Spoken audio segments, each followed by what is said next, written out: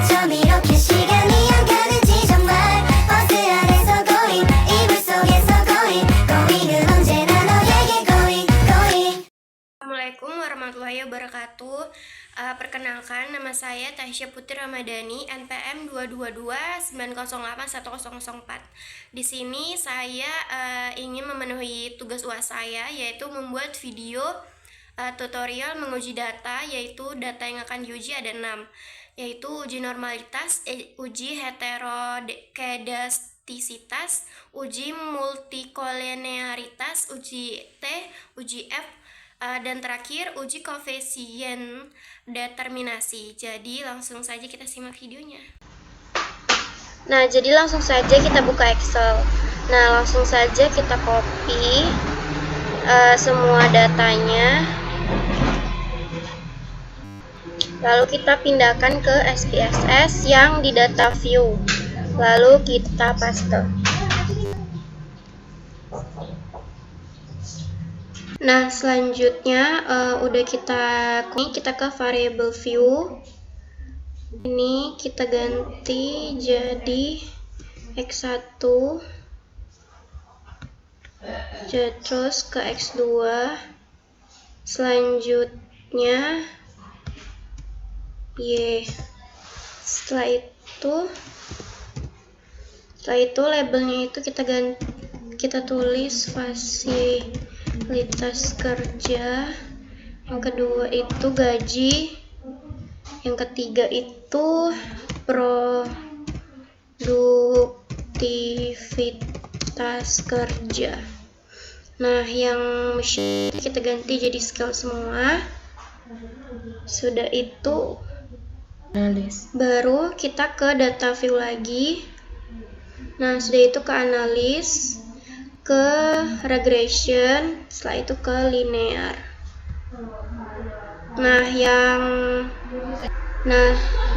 yang produktivitas kerja ini kita masukkan ke dependent. Yang gaji kita masukkan ke bawah independent, lalu statistik, collinear diagnostic, lalu continue. Nah, setelah itu klik plots. Yang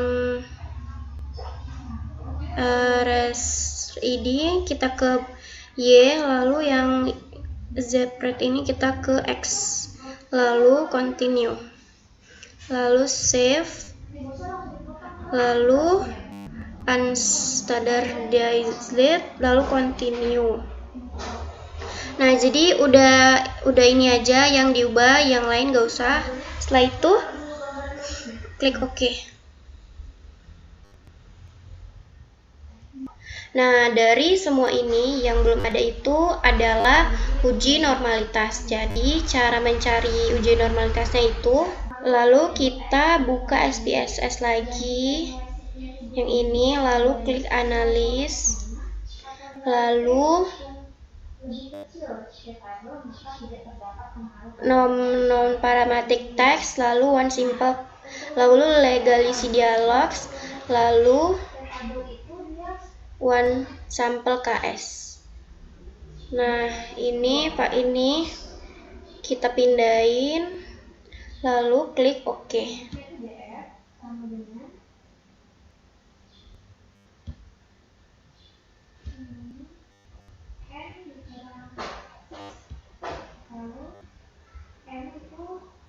Baik, inilah datanya.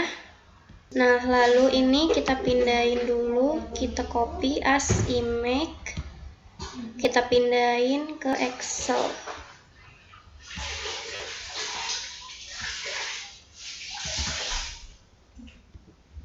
Nah, jadi jika nilai signifikan kurang dari 0,05 maka data dianggap tidak berdistribusi normal. Sedangkan jika nilai signifikan lebih besar dari 0,05 maka data dianggap berdistribusi normal. Nah, jadi signifikannya sama dengan 0,25 245. Nah, jadi sig saya itu 0,245, jadi itu lebih besar daripada 0,05. Nah, maka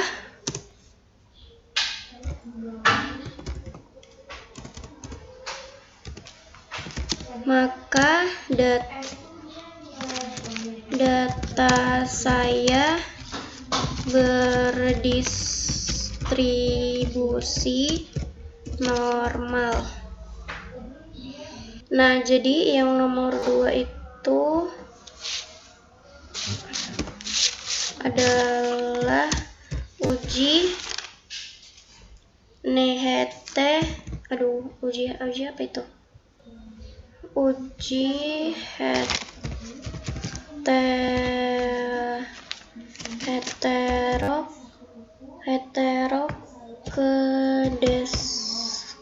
kedestisitas. Nah, jadi kita buka kembali yang SPSS. Terus, nah ini kita copy as image. Lalu kita paste. Setelah itu, nah jadi datanya itu tidak terjadi gejala heterosidasitas karena pertama tidak ada pola yang jelas. Contoh yang seperti bulat, bergelombang, lurus, dan atau kotak. Yang kedua itu titik menyebar di atas dan bawah angka 0. Yang ketiga, titik-titik yang ada tidak membentuk pola. Nah, berarti kita ketik tidak terjadi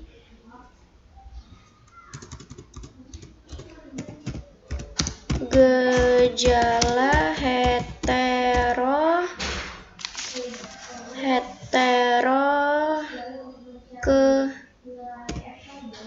kedestisitas.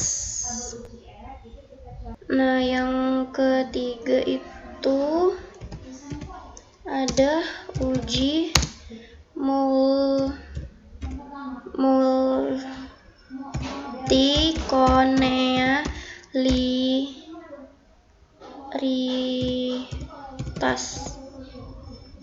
Langsung saja kita buka SPSS-nya. Lalu yang ini. Nah, jadi yang statistik saya ini adalah 1620. Nah, jadi yang digunakan ini cuma 2 ini. Nah, yang ketiga ini enggak digunakan. Jadi kita copy as image. Kita buka Excel. Nah, kita paste. Nah, terus jika nilai V lebih kecil daripada 10 atau nilai tolerance lebih besar daripada 0,01, maka dinyatakan tidak terjadinya multikolinearitas. Nah, yang kedua, jika nilai V lebih besar daripada 10 atau nilai tolerance lebih kecil daripada 0,01, maka dinyatakan terjadinya multikolinearitas. Nah, jadi kita ketik tolerance. Nah, nilai toleransi saya ini yaitu 0,617. Berarti kita ketik tolerance yaitu sama dengan 0,617, yang berarti itu lebih besar daripada 0,01. Selanjutnya nilai V saya itu adalah 1620. Berarti kita ketik V-nya saya itu 1,6 620. Nah, yang berarti itu lebih kecil daripada 10. Nah, jadi tidak terjadinya multikoneliaritas. Nah, yang keempat itu adalah uji T. Nah, kita buka SPSS. Yang mana? Nah, jadi yang pertama itu kita copy.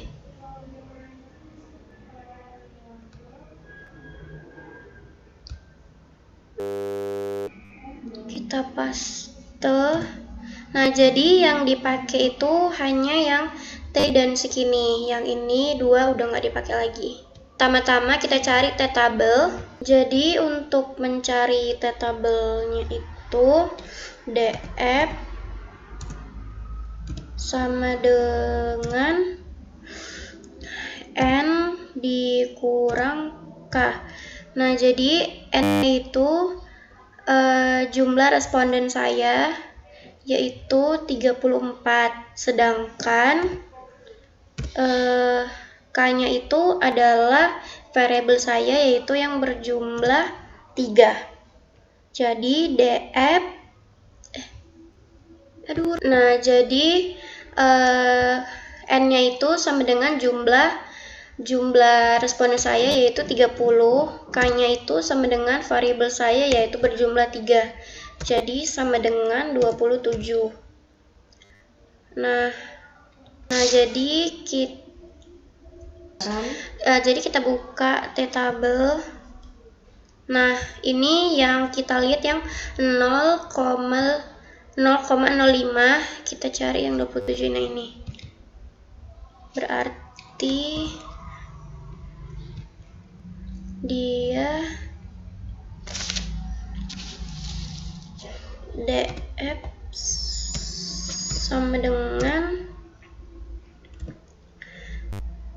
1703. Jadi jika nilai sig itu lebih kecil daripada 0,05 atau nilai t dihitung lebih besar daripada T-table, maka terdapat pengaruh variabel X terhadap variabel Y. Ya, yang kedua, jika nilai sig lebih besar daripada 0,05 atau nilai T hitung lebih kecil daripada T-table, maka tidak terdapat pengaruh variabel X terhadap variabel Y.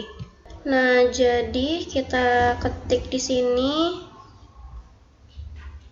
sig-nya itu sig saya. Nah, jadi sig-nya itu sama dengan 0,013 yang berarti lebih kecil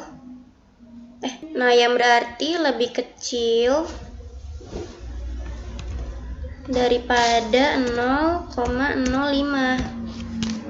Terus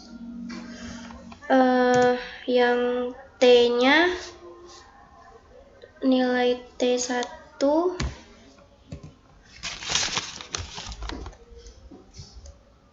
T1-nya itu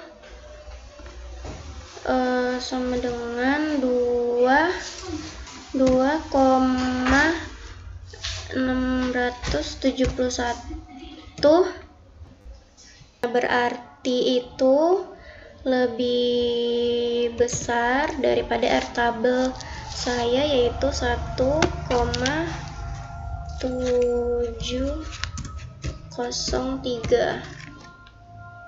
Selanjutnya sig 2 sama dengan sig 2 saya itu 0,001. Nah, jadi lebih kecil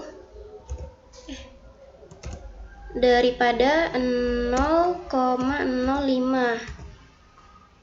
Selanjutnya T2 sama dengan T2 saya itu ada 3,745 yang berarti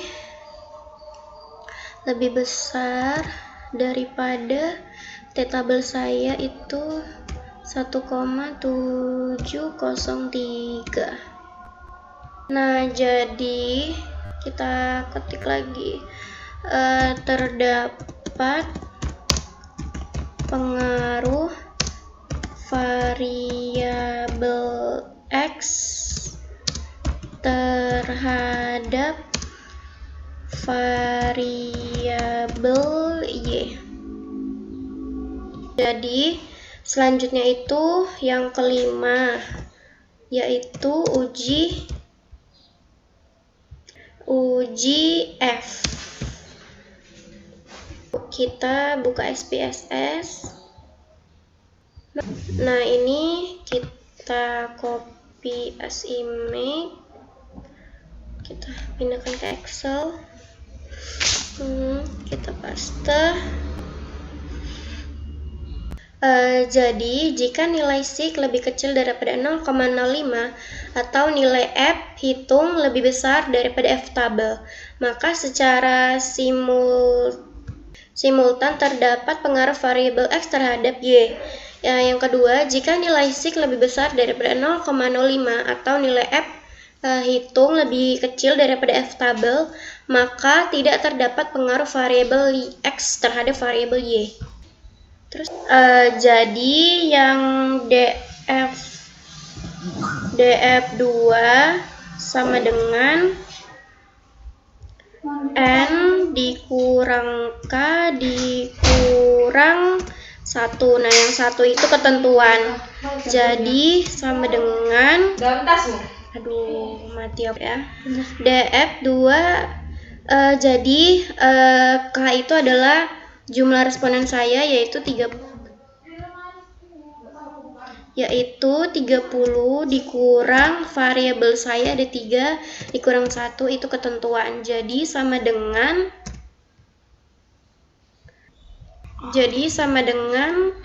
26. Jadi kita cari dulu F tabelnya. Nah, jadi kita cari dulu F tabelnya. Nah, ini yang nomor 2 ini kita cari yang ke 26. Ini dia. Jadi F tabel sama dengan, nah selanjutnya itu SIK saya itu adalah 0,001 yang berarti lebih kecil daripada 0,005. Berarti jadi setelah itu yang F sama dengan F saya itu 27,175 yang berarti lebih kecil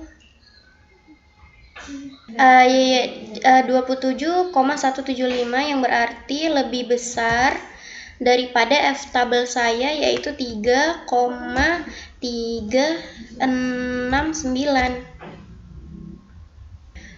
Nah, jadi terdapat pengaruh variabel X terhadap variabel Y. Selanjutnya yang keenam yaitu uji koefisien. Kita langsung ke SPSS. Nah, yang ini model summary kita copy as image. Setelah itu kita paste. Setelah itu, nah jadi nilai uji koefisien determinasi yaitu antara 0 dan 1. Jika nilai mendekati 1, artinya variabel independen memberikan hampir informasi yang diberikan, hampir semua yang dibutuhkan untuk memprediksi variabel dependen. Namun, jika nilai R2 semakin kecil, artinya kemampuan variabel-variabel dependen menjelaskan variabel dependen cukup terbatas. Nah, dari output di atas,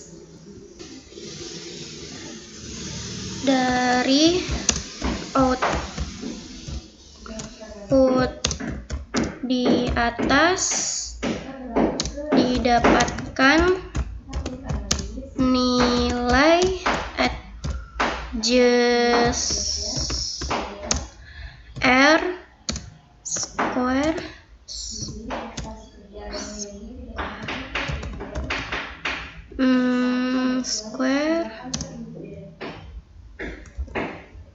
itu koefisiensi determinasi itu sebesar 0,644, yang artinya pengaruh variabel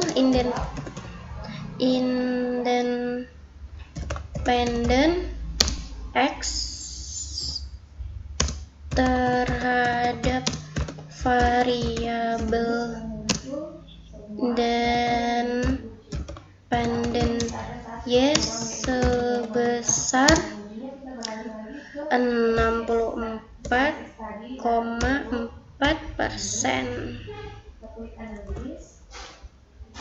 Nah, jadi itu dia uji data.